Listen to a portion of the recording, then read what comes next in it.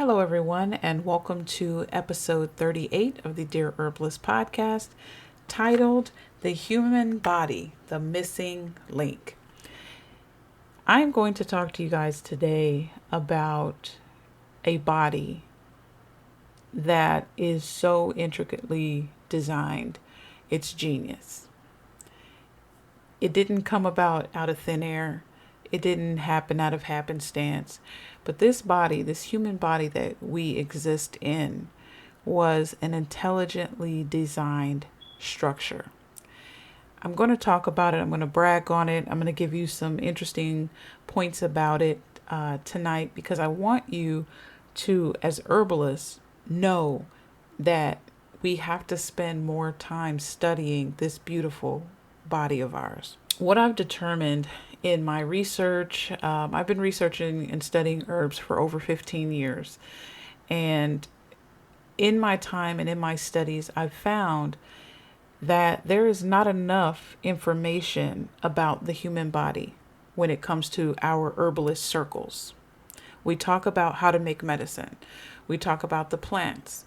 We talk about what they can do, what they can't do. We talk about how to make salves and tinctures, right? We talk about these things, but we don't spend enough time talking about the human body. So I have made it my personal mission to make sure that I speak about, that I teach people about this great thing called the human body.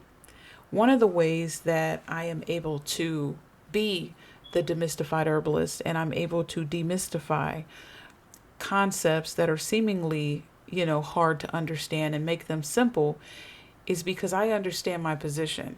I understand the human body's role. I understand what the human body can do, what its capabilities are if given the right conditions. And so we as herbalists, we are facilitators. The body does the work.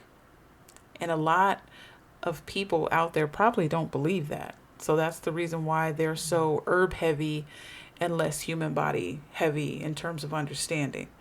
So tonight, we're going to talk about some great things about the human body, but just know going forward from me, you are going to hear on this podcast, on my YouTube channel, any courses I create, all of these things will be centered and structured around the human body. Of course, I'll talk about medicine making. Of course, I'll talk about formulation because that's another one that, I find people need help with. Of course, we'll talk about those things.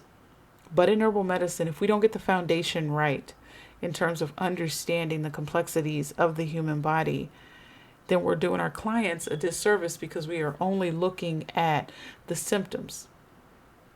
And we as herbalists are not symptoms focused. We look at them. We use them as a guide to kind of help us understand what the body's doing. But we do not look at the symptoms and address them only. We have an understanding that the human body is doing something. It was designed to heal itself and to maintain us and sustain life. And so some of the processes that we could be doing as herbalists could be hindering those processes. So this is the reason why it's important to know about the human body. And so I am going to make that my mission going forward for the rest of my life. As long as I'm allowed to be on this earth, most high willing, that I'm going to talk about his creation. I am going to talk about the intricacies of it. Like I already told you before, we are not going to get the blueprint. Nobody is going to get the exact blueprint of the human body, know all the ins and outs. Scientists are still trying to figure things out every single day. They're finding new complexities. They're finding new things with the human body. Nobody is going to get to know it all. The Most High would not give his blueprint to anyone. And if you look at how we're handling the information we do know, i.e. cloning and all this other irresponsible behavior, then you'll understand why that blueprint is not made available to everyone. So a simple and basic understanding of the human body can help herbalists, first of all, understand themselves what the body is trying to do. Then they can look at the herbs to help support the body in that process. A lot of clients, they don't understand that. They don't understand how herbs work. They just think it's a magic pill or a magic potion or magic tea. And they don't really understand how it works, but we do. Some of us do. Hopefully most of us do. Understanding the human body, it's important. Okay? The human body has a way of being very efficient. It has a way to adapt to the circumstances and things that happen to it.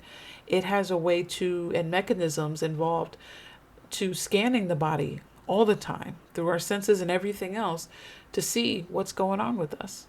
It's always checking our temperature. And so if the body is constantly doing that, it's also adjusting to how we're eating. It's adjusting to any dis-ease or imbalances that are in the body. So we as herbalists need to understand what those processes are so that we can just use the herbs to help facilitate. That's the best way that I can simplify it for you, is to show you how, by understanding the human body and its mechanisms, all you need to know from that point forward is what is the body doing and how can I support it? And can this herb support that particular process? That keeps it as simple as I can make it. Now, within the study of the human body, there's many different subjects. Microbiology, immunology, it's just so many different topics. Anatomy, physiology, microbiology, right? Biochemistry, chemistry. There's so many different subjects to know, but they don't have to be difficult. And I'm going to also make that my goal to demystify those subjects as well, so that we can know it, we can understand it, and we can better serve ourselves and our community. So let's look at the complexity of the human body. First of all, the body it has several interconnected systems. So the human body is composed of multiple systems, which is your nervous system, your respiratory system, your urinary system, those type of things. Let me start. The human body is composed of multiple systems. For example, like your nervous system or your respiratory system, but they all work together. Each system has a specialized function that they carry out, but they all integrate seamlessly to maintain balance and sustain our life. We also have self-healing mechanisms within this body, right, to help us repair and regenerate. So for example, if we've gotten injured or our skin has been broken, our skin can regenerate. Or if we broke a bone, our bones can heal. If we get an infection, our immune system can activate to help us fight the infection. So this self-healing capacity is a further testament to the intelligence, I should say, not human intelligence, because it wasn't a human intelligence that built this body, but to the body's overall intelligent design. A lot of people don't realize that. They're like, oh, how can the body heal itself? Well, there's several self-healing mechanisms that the body has, right? And if you understand those, then you can understand when they're not working, what's wrong, how to figure that out, and then what herbs to help speed up that process, pick up the pace of it, or slow it down. The other thing is that our human body, it constantly monitors and adjusts our internal conditions. So this is such as like temperature, our pH, hydration levels.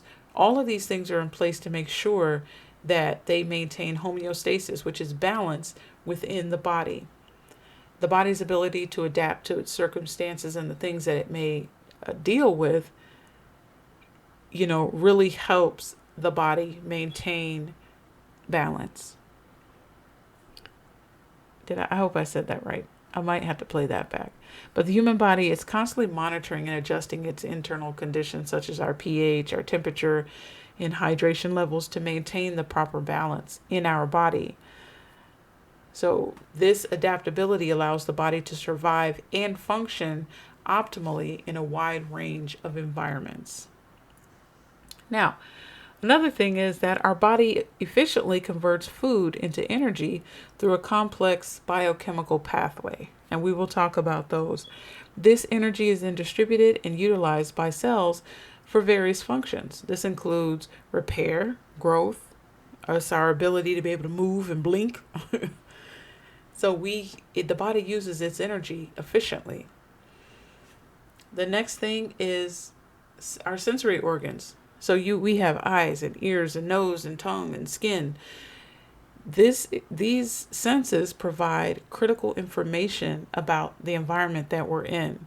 And as we take in this information, the brain processes it and allows us to be able to quickly respond to these type of situations that are in front of us, right? Whether it's moving out of the way of danger or getting something to eat, or writing a letter, it's a very sharp and quick system.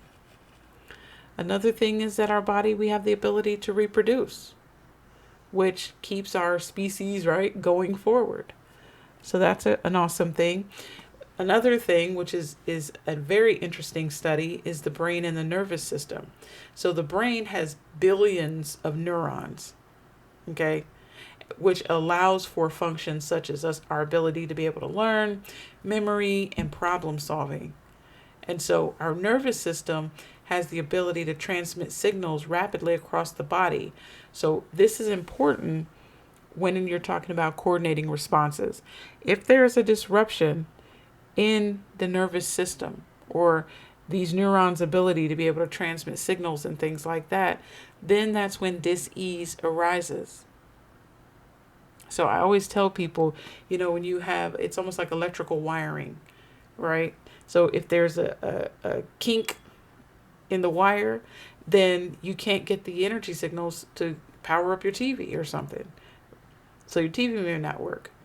But if you, let's say, untie the knot of that wire, or you take away that kink that might be in there, and all of a sudden the energy is able to get through, electricity is able to get through, and now you have a TV that's working.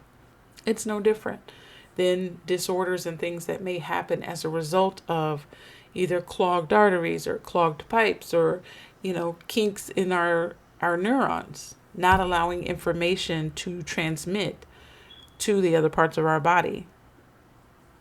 And we know there's a few disorders that are like that. Your Parkinson's, your Alzheimer's, right? Your paralysis, these type of things. Communication is shut down or it's skewed. That could be definitely due to those things. Another thing is we have a strong detoxification and waste removal process in our bodies. So organs like the liver and kidneys play a big role in detoxifying harmful substances that we may consume through, eating or through whatever in our skin. But the human body is also designed to remove waste products from the body so that our internal environment can remain clean and functional. So the body has a way to remain clean, functional. The other thing is that our body has an ability to regulate our growth and development. Hormonal systems regulate growth and development from infancy through childhood.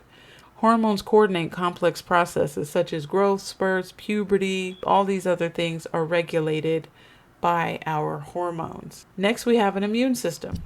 The immune system is highly capable of distinguishing between our body cells and foreign invaders.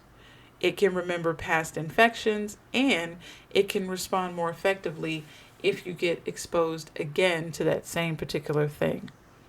That is the beauty of our immune system. It fights for us to keep us healthy and getting rid of foreign invaders, as we call them.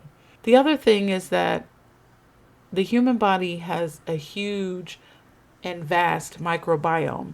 This consists of beneficial bacteria and other microorganisms that help us digest our food, that produce essential vitamins, and protect us against harmful pathogens. This, symbiotic relationship helps our body to maintain, helps our body to be resilient, to bounce back. The beauty of the human body cannot go unnoticed. We cannot stop talking about it. We cannot not do research, not read. It's very important for herbalists, especially new herbalists. They're always like, where do I start? What do I do? I always recommend start with the human body. Understand what the basic functions are, understanding the self-healing mechanisms so that you know what is the body trying to do. How can I support the process? That's the mentality that you have to have. Because if you don't, and you're like, oh, you got a tummy ache? Okay, let me just give you this. Without actually thinking about how, the body is already trying to address it. Is there a defective part of it? Is there a deficiency there? And the body is struggling because of toxins? Then you want to clean out the system first to better support the body so that the body can do the healing. So I didn't want to be before you long tonight, but I just wanted to talk about that. I wanted to kind of let you guys know going forward, you will hear me talking a lot about the human body because it is very important. It's not spoken about enough in herbal medicine, but it should be. And so I said, well, I'm going to be the one to continue to talk about it. You shouldn't have to wait till you go to these large naturopathic schools to start to study. You can start to study now. You can learn stuff on YouTube. I know a lot of professors have their lectures online, so there's no excuse. Archive.org, you can get books from there and read. But wherever you get your information from, make sure it's credible and make sure that you are learning everything that you can about this beautiful, beautiful, beautiful design. And if you like what you heard, please like, share, and subscribe. Follow me on all social media sites at The Demystified Herbalist. And if you have any questions, comments, or concerns, please put them in the video. I always appreciate that. I always appreciate having conversations with my listeners. Thank you so much, everybody who is listening from all over the world. I appreciate that. I do look at the analytics from time to time, and I'm always appreciative of just everyone. Thank you so much for listening. Thank you so much for listening. And until next time, family, I'm out.